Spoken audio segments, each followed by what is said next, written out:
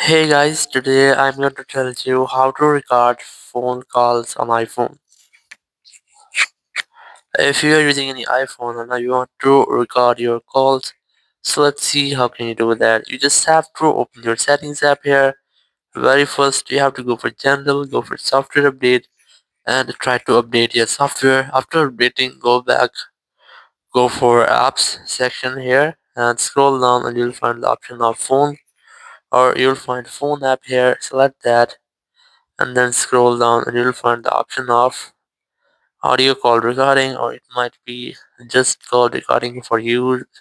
And here you just have to enable this option. Once you have enabled, call recording will be automatically enabled in your iPhone. Or if you're facing an issue or you not find this option here, so you just have to go back, open your app store and simply search for call recorder,